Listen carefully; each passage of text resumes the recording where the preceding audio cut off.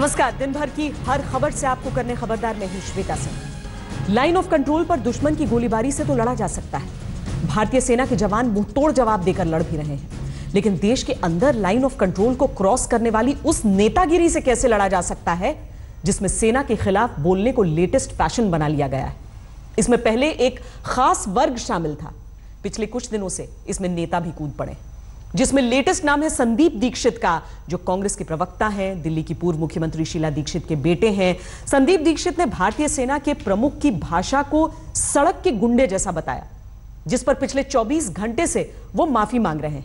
लेकिन सवाल सिर्फ संदीप दीक्षित का नहीं है, सवाल उस सोच का है जिसमें भारतीय सेना और भारतीय सेना प्रमुख को कोसने का एक सिलसिला चल पड़ा है। संदीप दीक्षित से लेकर कई नेता और दूसरे लोग पिछले कुछ दिनों से आर्मी चीफ को कोसने में लगे हैं, जिसमें सीपीएम के नेता प्रकाश करात से लेकर इतिहासकार पार्था चटर्जी तक शामिल हैं। इन सभी के बयान हम आपको दिखा रहे हैं। सवाल यह है कि आखिर क्यों भारतीय सेना की टॉप लीडरशिप के खिलाफ बोलकर सेना के मनोबल को कमजोर करने वाली ऐसी बातें की जा रही हैं, वो भी उन हालात में जब भारतीय सेना सरहद पर सबसे मुश्किल हालात में लड़ रही है।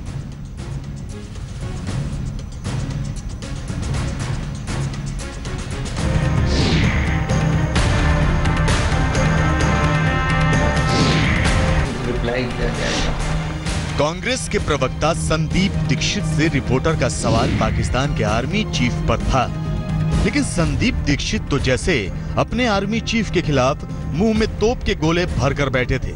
राजनीति के चक्कर में जुबानी बमबारी पाकिस्तान के आर्मी चीफ से ज्यादा भारतीय सेना प्रमुख पर कर दी। अगर संदीप दीक्षित नेता न होते तो ऐसे जवान जरूर होते जिन्हें दुश्मन पर बम फोड़ने भेजा जाता, तो शायद खुद पर बम गिराकर चले आते, जैसे कि उन्होंने आर्मी चीफ पर सियासत का सड़क छाप कमेंट करके किया, और वो भी सिर्फ ये बताने के लिए कि पुरानी सरकारों में भी पाकिस्तान को जवाब मिलता रहा है। संदीप दीक्षित कांग्रेस के आधिकारिक प्रवक्ता हैं।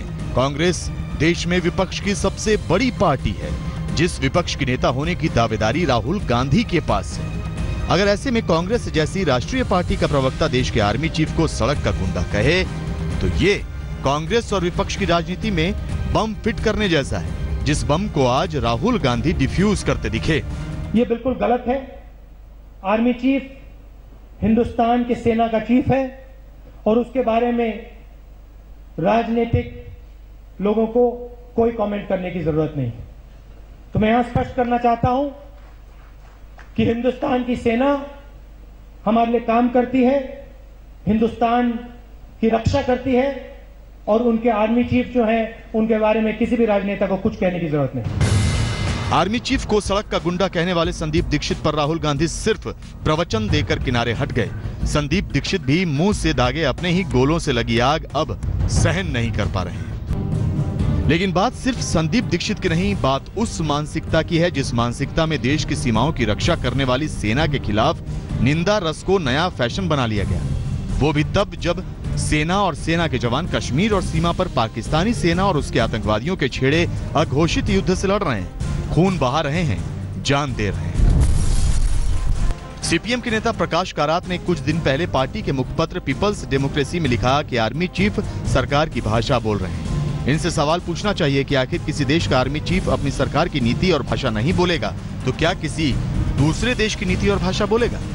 कश्मीर से इलेक्शन पार्टी को बचाकर लाने वाले मेजर लितुल गोगोई के खिलाफ अभियान चलाया गया। लितुल गोगोई का समर्थन करने वाले और उन्हें क्लीन चिट देने वाले army chief general Bipin Rawat को लगातार कोसने का ट्रेंड चला। वैचारिक नफरत इस स्तर तक पहुंच गई कि एक बुद्धिजीवी और इतिहासकार पार्था चटर्जी ने तो जनरल रावत की तुलना जलियांवाला बाग कांड के जनरल डायर से कर दी। अब जब कांग्रेस के नेता संदीप दीक्षित ने आर्मी चीफ को सड़क का गुंडा कहा, तो दीक्षित का बचाव करने वाले नेताओं की भी कमी नहीं है। देखिए, संदीप दीक्षित ने जो भी बयान दिया है एक विशेष संदर्भ में दिया है अभी, क्योंकि वो एक विशेष सेंटेंस को बाहर निकाल कर लोगों ने उस आपत्ति की, तो संदीप दीक्षित ने क्षमा मांगा और माफी मांग ली। तो मेरे ख्याल में वहाँ मैटर एंड होना चाहिए। आलोचना से परे कोई भी संस्था नहीं है, लेकिन इसका स्तर सड़क छाप नहीं हो सकता, कम से कम उस सेना और उन जवानों के लिए तो कतई नहीं जो सियाचिन की हड्डियां गलाने वाले मौसम से लेकर राजस्थान में हड्डियां जलाने वाली गर्मी में हर समय तैनात रहते हैं और कश्मीर पर पूरी दुनिया के सबसे ज्यादा संघर्ष वाली लाइन ऑफ कंट्रोल पर सर्वोच्च बलिदान के साथ हर वक्त संदीप दीक्षित की बात तो माफी मांगने के साथ शायद कुछ दिन में खत्म हो जाएगी, लेकिन उस सोच का खात्मा कैसे होगा जिस सोच में भारतीय सेना और उसका नेतृत्व करने वाले आर्मी चीफ के खिलाफ कुछ भी बोल दिया जाता है। क्या ये लोग ये नहीं सोचते कि ऐसे बयानों से सेना के जवानों के मनोबल पर क्या असर पड़ेगा?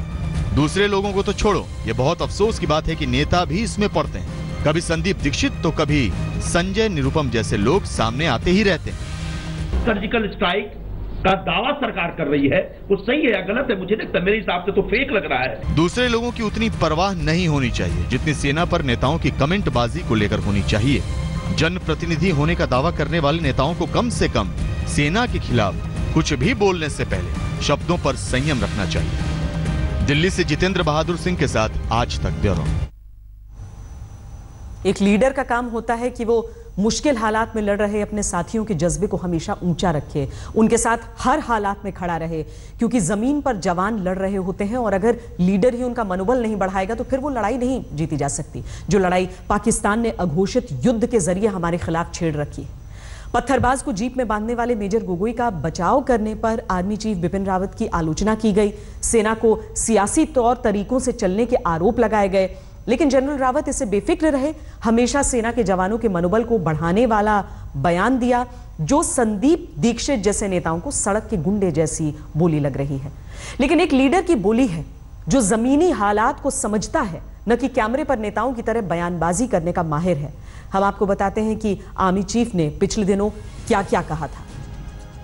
आर्मी चीफ ने कहा था कि कश्मीर के डर्टी वॉर से निपटने के लिए सेना के जवानों को इनोवेटिव होने की जरूरत है। जब पत्थर और बम फेंके जा रहे हों तो मैं जवानों को इंतजार करने और मरने के लिए नहीं कह सकता हूं। अगर किसी के पास इन हालात से निपटने का कोई और तरीका है तो वो हमें बताए, उस पर विचार किया जाएगा। आर्मी चीफ ने कहा था कि प्रॉक्सी वॉर में दुश्मन की पहचान नहीं की जा सकती। दुश्मन कोई अलग यूनिफॉर्म पहने नहीं होता है जिससे उनके आतंकवादी होने की पहचान की जा सके। अब वो गोलाबारी करते हैं तो ऐसी स्थिति में क्या किया जाए? सेना पत्थर नहीं फेंक सकती। आर्मी चीफ ने कहा था कि ह्यूमन शील्ड को तरीके के तौर पर हम भी समर्थन नहीं करते, लेकिन ये हालात पर निर्भर करता है। विशेष परिस्थितियों में मेजर लितुल गोगोई ने फैसला लिया, उस हालात में वो किसी आदेश का इंतजार नहीं कर सकते थे। आर्मी चीफ ने कहा था कि किसी भी लोकतंत्र में सेना को लोकतांत्रिक रूप से निर्वाचित सरकार के तहत काम करना होता है। हम सरकार से निर्देश लेते हैं, क्या हमें सरकार के निर्देश के अलग काम करना चाहिए? सेना को अपने फैसले लेने की छूट है और इसी तरह से सेना ने अपनी यूनिट को भी छूट दी है। संदीप दीक्षित जैसे नेताओं और आर्मी की आलोचना करने वालों के लिए एक जरूरी विश्लेषण बाकी है। ये तस्वीरें देखने के बाद वो सड़क छाप कमेंट करना भूल जाएंगे। बयान देते हैं। जब देश में आर्मी चीफ को सड़क का गुंडा बताने वाले सड़क छाप कमेंट को डिफ्यूज करने की राजनीति चल रही थी तो लाइन ऑफ कंट्रोल पर भारतीय सेना के जवान सीना तानकर पाकिस्तान की गोलियों का सामना कर रहे थे। राजौरी के नौशेरा में पाकिस्तान की सेना कल रात से गोले बरसा रही है। हमारे यहाँ नेता अपनी ही सेना के मनोबल पर जुबानी गोले बरसा रहे हैं। इस वक्त मैं लाइन ऑफ कंट्रोल जो है नौशेरा सेक्टर में हूं और मैं आपको ले चलता हूं पाकिस्तान की उस पोस्ट पर जहां से पाकिस्तान लगातार कल रात से आज भी सुबह से लगातार जो है शेलिंग और फायरिंग कर रहा है। ये जो सामने वाला इलाका है जो सामने आपको दिख रहा है, ये पाकिस्तान की पोस्ट है और यहाँ से जो है वो हमारे सामने जो है पोस्ट पर अटैक करता है। उसके बाद यही पोस्ट जो है इस इलाके में जहाँ पर मैं खड़ा हूँ वहाँ पर लगातार शेलिंग और फायरिंग करता है। लाइन ऑफ कंट्रोल से लेकर कश्मीर के अंदर तक भारतीय सेना और सुरक्षा बलों के जवान एक अघोषित युद्ध लड़ रहे हैं जिसमें उसे पाकिस्तानी सेना और उसके आतंकवादियों से निपटना है, तो दूसरी तरफ कश्मीर में बैठे पाकिस्तान के एजेंट और कश्मीर के पत्थरबाजों से भी निपटना है। आखिर इन हालात में कोई आर्मी चीफ अपने जवानों के मनोबल को बढ़ाने वाला बयान देता है तो क्या नेतागिरी के चक्कर में आर्मी चीफ को सड़क का गुंडा बताया जाएगा? या तो एक बार लड़ाई लग जाए तो दुख की बात कोई नहीं हो, एक बार हो जाए तो अब भी कोई बात नहीं है। ये बीच बीच में बारी होती है, बच्चे लोग कितने मजबूर होते हैं। लाइन ऑफ कंट्रोल पर पिछले 72 घंटे में घुसपैठ करते 13 पाकिस्तानी आतंकवादियों को भारतीय सेना ने मार गिराया है। ये वो जगह है जिसे दुनिया का सबसे बड़ा संघर्ष वाला इलाका माना जाता है, जिसने पाकिस्तान द्वारा थोपे गए 3 युद्ध देखे हैं। मुश्किल से मुश्किल हालात में भी भारतीय सेना के जवान पिछले 70 साल से रक्षा कर रहे हैं और आज भी देश की रक्षा के लिए सर्वोच्च बलिदान कर रहे हैं। लेकिन हमारे नेता इस तपस्या को भी अपनी राजनीति के आगे कुछ नहीं समझते। सियाचिन ग्लेशियर की हड्डियां गला देने वाला मौसम, जहां सर्दियों में तापमान -50 डिग्री तक पहुंच जाता है। नेताओं को आज हम ये सब याद दिला देते हैं कि किन मुश्किल हालात में हमारे जवान सरहदों पर दुश्मन से देश की रक्षा के लिए डटे रहते हैं। जितनी दूर तक नजर जाती है सिर्फ और सिर्फ बर्फ नजर आती है। केवल एक छोटी सी पगडंडी है जिस पर भारतीय सेना के जवानों को चलने की इजाजत है। अगर उस 2 फीट की पगडंडी के वो थोड़े भी अलग होते हैं तो वहां पर खाई होती है और उस खाई में वो कभी भी गिर सकते हैं। सियाचिन की बैटलफील्ड पर हर लम्हा, हर मौका, हर दिन खतरे से खेलना है और एक तरीके से मौत से बचने के बराबर है। सियाचिन में हड्डियां गला देने वाला मौसम हो या फिर राजस्थान बॉर्डर पर हड्डियां तक जला देने वाला मौसम, भारतीय सेना के जवान किसी की परवाह नहीं करते। -50 डिग्री से लेकर 50 डिग्री की गर्मी वाले मौसम में जोश, जज्बा, जुनून एक ही रहता है। पान कितना ज्यादा है और इस तरह से अगर धूप में आप पापड़ को रख दें 10 मिनट में पापड़ खाने लायक बन जाता है। आग की भट्टी की जरूरत नहीं है, सेकने की जरूरत नहीं है। ये हम आपको दिखाना चाहते हैं इसलिए कि आप इस पापड़ को सेकने से अंदाजा लगा सकते हैं कि 10 मिनट में अगर पापड़ का हल नहीं हो रहा है तो बीएसएफ के जवान हो या इंसान हो, अगर इस धूप में 10 मिनट रहे तो उसकी हालत क्या होती होगी, इसका अंदाजा आप लगा सकते हैं। ये तस्वीरें हमारे नेताओं को ध्यान से देखनी चाहिए, जिनके मुंह से सेना के लीडर तक के लिए सड़क का गुंडा शब्द तक निकल जाता है, ताकि अगली बार जब सेना के खिलाफ वो कुछ बोलें तो इसे जरूर ध्यान कर लें। आज तक ब्यूरो। जो दिखता है वही सच हो ये जरूरी नहीं है। जो लोग कश्मीर में पत्थरबाजी की तस्वीरें देखकर कश्मीर के बारे में नेगेटिव सोच बना चुके हैं, उनकी इस नेगेटिव सोच को बदलने के लिए आज तक की टीम कश्मीर में सोशल रिपोर्टिंग कर रही है। खबरदार में अब हम कश्मीर और कश्मीरियत के दुश्मनों के नापाक मंसूबों पर ठंडा पानी फेरने वाले कश्मीरी बच्चों और नौजवानों से आपको मिलवाएंगे, जो अलगाववादियों और आतंकवादियों द्वारा बनाए गए नफरत के माहौल को अपनी पॉजिटिव सोच के साथ कड़ी टक्कर दे रहे हैं। आज तक की टीम श्रीनगर के बख्शी स्टेडियम में फुटबॉल खेलती कश्मीर की बेटियों से मिली, जो अलगाववाद और आतंकवादी सोच को लात मार रही। इसके अलावा आज तक की टीम श्रीनगर की डल लेक में बोट रेसिंग करते उन स्कूली बच्चों से मिली, जो कश्मीर के सुनहरे भविष्य की राह तय कर रहे हैं। जो लोग कश्मीर को सिर्फ आतंकवाद और नेगेटिव बातों के लिए जानते हैं, ऐसे लोगों को कश्मीर की ये असली तस्वीर जरूर देखनी चाहिए। पूरी दुनिया में कश्मीर की गलत तस्वीर पेश करने वाले अलगाववादियों और आतंकवादियों को कश्मीर की ये असली और पॉजिटिव तस्वीर देखकर मिर्च लग सकती है।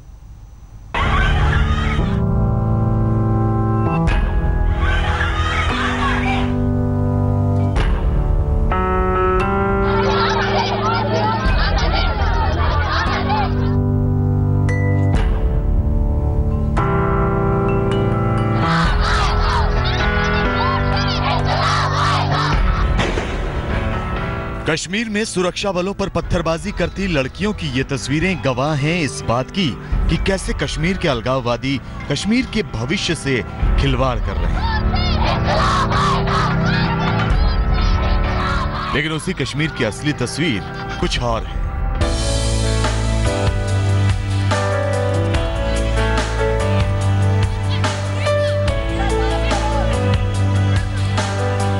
खुले आसमान के नीचे और अलगाववादियों की धमकियों से बेपरवाह कश्मीर की बेटियां फुटबॉल में हाथ आजमा रही हैं। फुटबॉल को ड्रिबल करने से लेकर गोल दागकर जश्न मनाती इन कश्मीरी लड़कियों का जोश देखते ही बन रहा है।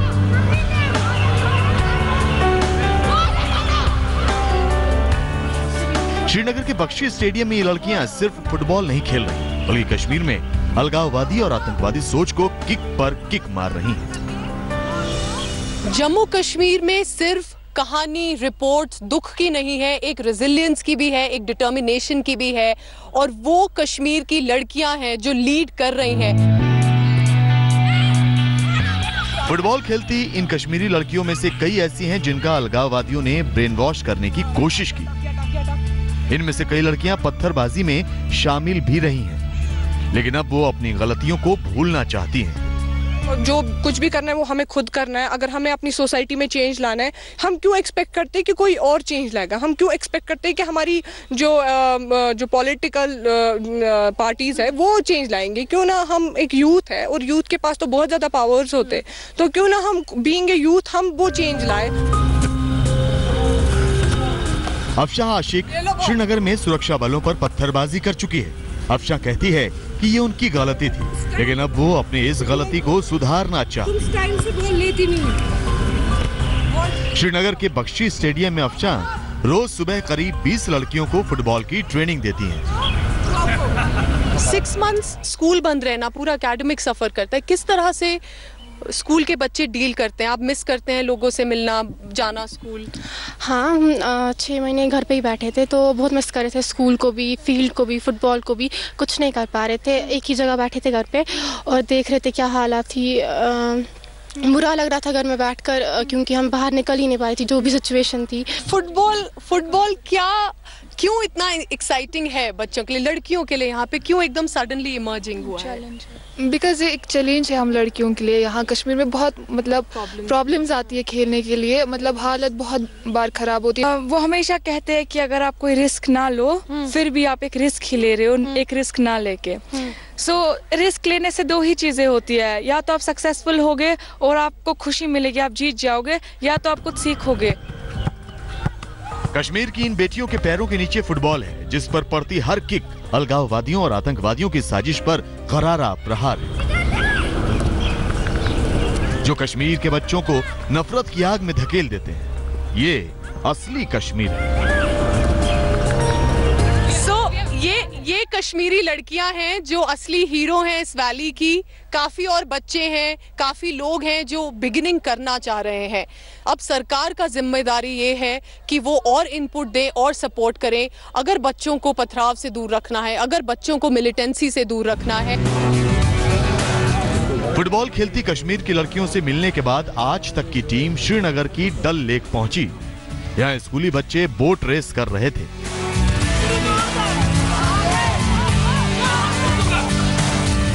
Bend your body. ये कश्मीर की वो पॉजिटिव तस्वीर है जो कश्मीर की नेगेटिव खबरों के बीच कहीं गुम हो रही है।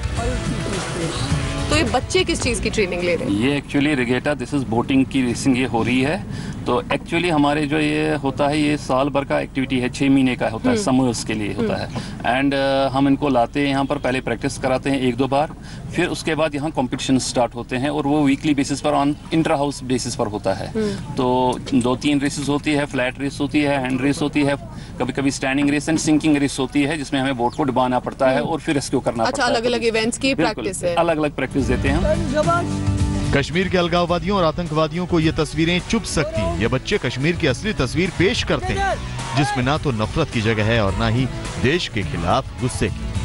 पहले हमें बताइए क्या प्रैक्टिस करते हैं आप लोग? आज सुबह से क्या चल रहा है? रिगेटा में क्या होता है? ये बोट रेस, बताइए। इसमें बोट रेस होती है, इसमें हम प्रैक्टिस करते हैं और हम बोट रेस करते हैं। और हमें बोट चलानी, हम इससे पहले हमने बोट नहीं चलाई है, हमें पहले बोट सीखने कैसे चलाते हैं और हम इसके बाद में रेसेस होती है और हमें फिर रेसेस करनी होती है और हमें यहाँ पे कंपटीशन भी होता है, लगता है यहाँ पे बहुत सारे इवेंट्स होते हैं। जो लोग कश्मीर में नफरत की फसल बोते हैं, जो लोग कश्मीर के भविष्य की बर्बादी के सपने देखते हैं, ये बच्चे ऐसे लोगों को मुंह तोड़ जवाब दे रहे हैं। आतंकवादी और अलगाववादी स्कूलों में आग तो लगा सकते हैं, लेकिन कश्मीर के बच्चों के बुलंद इरादों को तोड़ नहीं सकते। यही बच्चे और लड़कियां कश्मीर का सुनहरा भविष्य तय करेंगे। कश्मीर के बच्चे ही असली हीरो हैं। हर दिन के कॉन्फ्लिक्ट से हटकर अपने सपने और उनमें मेहनत लगाकर हर दिन वो आगे बढ़ रहे हैं और जहां तक उनको इतनी मुसीबतों का सामना करना पड़ रहा है, अब देखना ये होगा कि सरकार की तरफ से किस तरह की स्ट्रैटेजी और पॉलिसी सामने रखी जाएंगी, जिससे बच्चों का ध्यान रखा जाए, जिससे बच्चे पथराव में ना घुसें और ताकि उन सब के सपने एक एक करके पूरे हो पाए। क्या सरकार इन बच्चों की बात सुन रही है? किशन कुमार के साथ पूजा शाली, कश्मीर पे। कश्मीर के बच्चे कश्मीर के दुश्मनों को अपने मजबूत इरादों से जवाब दे रहे हैं, लेकिन आतंकवाद और अलगाववाद से कश्मीर की ये लड़ाई इतनी आसान नहीं है। इसका अंदाजा हमें उस वक्त हुआ जब हम दक्षिण कश्मीर के उन इलाकों में गए जो आतंकवाद से सबसे ज्यादा प्रभावित हैं। दक्षिण कश्मीर के पुलवामा जिले में हम एक ऐसे परिवार से मिले जिसके 14 साल के बच्चे का आतंकवादियों ने ब्रेन वॉश कर दिया, जिसके बाद वो 14 साल का बच्चा आतंकवादी बन गया। कश्मीर में आतंकवाद और अलगाववाद के शिकार ऐसे बच्चों और परिवारों की कोई कमी नहीं है, लेकिन आज तक आपको पहली बार एक ऐसे कश्मीरी परिवार से मिलवा रहा है जिसका बेटा 2 साल पहले आतंकवादी बन गया। कितने भाई? 5 भाई। और ये कौन से नंबर का? ये 5वां। सबसे छोटा? सबसे छोटा। तो फिर ऐसा क्या हुआ कि सबसे छोटा बच्चा ही ज्वाइन कर लिया? पता नहीं था हमको, घर वाले को पता नहीं था। किसी को पता नहीं? नहीं, किसी को। आपको भी नहीं? बड़े भाई बात करते हो? नहीं, मेरे साथ बात करते थे मगर ये बात नहीं किया उसने मेरे साथ।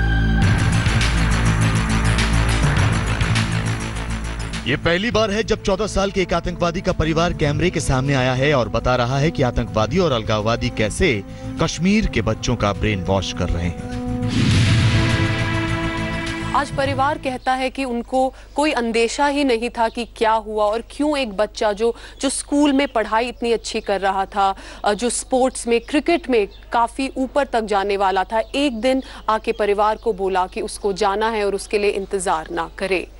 आज वही परिवार काफ़ी स्ट्रेस में है, टेंशन में है, क्योंकि कांस्टेंट क्वेश्चनिंग होता है। फोर्सेस भी ढूंढ रही हैं उस लड़के को और परिवार का कहना है कि वो अभी बस इस प्रेशर को झेल पा रहे हैं। कश्मीर में कैसे छोटे छोटे बच्चे अलगाववादियों का आसान शिकार बन रहे हैं, ये जानने के लिए आज तक की टीम दक्षिण कश्मीर के पुलवामा जिले के लेलाहार गांव पहुंची। यहाँ हमारी मुलाकात एक ऐसे परिवार से हुई जिसका 14 साल का बेटा 2 साल पहले आतंकवादी संगठन लश्कर-ए-तैयबा ज्वाइन कर चुका है। हमें ये इशारा नहीं मिला कि वो मिलिटेंसी के साथ उसका कोई टच है या नहीं। अच्छा। वो तो हमें इशारा कभी नहीं मिला। तो एक तरफ है वो एब्सेंट लड़का है, पढ़ने के लिए भी वो बिल्कुल काबिल है। इस परिवार का बेटा साल 2015 में ये कहकर घर से निकला था कि वो क्रिकेट खेलने जा रहा है। तब इस परिवार को जरा भी अंदाजा नहीं था कि उनका बेटा आतंकवादियों के हाथों में खेलने जा रहा है। वो दिन था और आज का दिन, आज भी उसका परिवार उसकी राह देख रहा है। अगर कहीं जगह मिला तो मैं बोलूंगा उसको सिलेंडर करो, अभी टाइम है। और लगता है कि वो सुनेगा? वो उसके जहन में सुनेगा तो करेगा, अगर नहीं सुनेगा तो क्या करे। महज 14 साल की उम्र में जब सही और गलत को पहचानना मुश्किल होता है, उस उम्र में अलगाववादी और आतंकवादी कश्मीर के बच्चों का ब्रेन वॉश करते हैं। इसका असर क्या होता है, इसका अंदाजा हमें पुलवामा से वापस लौटते वक्त पंपोर की एक सड़क पर देखने को मिला। हम आपको दिखा रहे हैं ये यंग लड़के जो पथराव कर रहे हैं। ये पंपोर का एरिया है और यहाँ पे हैवी डिप्लॉयमेंट है फोर्सेस का और ये काफ़ी देर से पेल्टिंग हो रही है। हम सुबह भी हमने जब ये रास्ता क्रॉस किया था, रेजिडेंशियल एरिया है। यंग लड़कों का कहना है कि उनका बहुत गुस्सा है, उन्हें लगता है कि रोज़ का इनकन्वीनियंस है और ये उनके लिए भी उतनी ही प्रॉब्लम है। बचपन से ही ये कॉन्फ्लिक्ट देखा है उन्होंने, तो ये उनके ऊपर काफ़ी हावी है। पर फोर्सेस का भी ये कहना है कि काफ़ी बार जब कभी एनकाउंटर होता है तो ऐसे पथराव की वजह से ही मिलिटेंट निकल जाते हैं और कंट्रोल में नहीं आ पाते। दक्षिण कश्मीर में आतंकवाद की ये सुलगती तस्वीरें आतंकवाद के साथ साथ अलगाववाद की देन है। कश्मीर में आतंकवादियों और अलगाववादियों ने मिलकर स्कूल में आग लगाई ताकि कश्मीरी बच्चे पढ़ न पाएं। लेकिन जब उनकी ये साजिश फेल हुई तो कश्मीर के दुश्मनों ने कश्मीर के बच्चों के मन में ही जहर भरना शुरू कर दिया।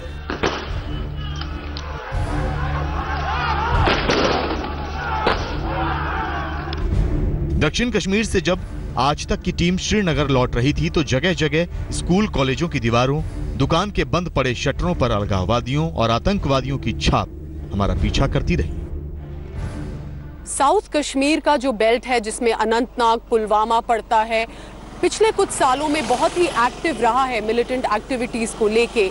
पर जो ज़्यादा हैरान कर देने वाली बात है वो ये है कि पिछले 1-2 सालों में यंग मिलिटेंट्स जो 18 साल के भी नहीं हैं वो ये पाथ ले रहे हैं। सवाल ये उठ रहा है कि सरकार स्टेट की सेंटर की क्या कर रही है कि जो ये यंग बच्चे हैं उनको रोक पाए, रेडिकलाइजेशन रोक पाए। क्योंकि जिन परिवारों से हमने बात की उन सब का कहना यही था कि बच्चों की पढ़ाई रेगुलर नहीं है, नौकरी करने के तरीके नहीं है, बेरोजगारी बढ़ रही है और इसी के साथ जो कॉन्फ्लिक्ट है दोनों तरफ से वो बहुत इन्फ्लुएंस कर रहा है। श्रीनगर से पूजा शाली के साथ आज तक ब्यूरो। गंगा नदी को गंदा करने पर पाप लगता है, आप इसे महज एक कहावत मान सकते हैं, लेकिन आने वाले दिनों में गंगा नदी को गंदा करना अपराध जरूर हो जाएगा और इसे आप सुनी सुनाई बात मानने की गलती मत कीजिए। सरकार की तरफ से बनी एक्सपर्ट कमेटी ने नमामि गंगे योजना के तहत जल संसाधन मंत्रालय को national river Ganga rejuvenation protection और मैनेजमेंट बिल 2017 सौंप दिया है। अगर यह बिल संसद में पास हो गया तो गंगा नदी को गंदा करने वालों को 7 साल जेल और 100 करोड़ रुपए तक का जुर्माना भरना पड़ सकता है। बिल में प्रावधान है कि गंगा किनारे अवैध मिट्टी खनन करने के दोषी को 7 साल की जेल और 50,000 तक का जुर्माना या दोनों हो सकते हैं। गंगा और उसकी सहायक नदियों की धारा में बाधा पैदा करने वालों को 2 साल की जेल और 100 करोड़ तक का जुर्माना हो सकता है। गंगा नदी के किनारे के 1 किलोमीटर के दायरे में किसी भी प्रकार का अवैध पोर्ट या स्थायी स्ट्रक्चर बनाने के दोषी को 1 साल जेल और 50 करोड़ रुपए तक का जुर्माना हो सकता है। इस बिल में गंगा नदी में कीटनाशक, प्लास्टिक और खतरनाक केमिकल फेंकने पर 1 साल की जेल और 50,000 तक जुर्माने का प्रावधान है। गंगा नदी के किनारे जमीन में ट्यूबवेल के जरिए पानी निकालने पर 2 साल तक की जेल या 2,000 रुपए का जुर्माना होगा। हालांकि कमेटी ने ड्राफ्ट बिल में आस्था के मुद्दे पर रियायत बरती है, यानी गंगा में स्नान करने, फूल डालने या शवों के विसर्जन को जुर्म के दायरे में नहीं रखा जाएगा। खबरदार में आज के लिए इतना ही। देश और दुनिया की बाकी खबरों के लिए आप देखते रहिए आज तक।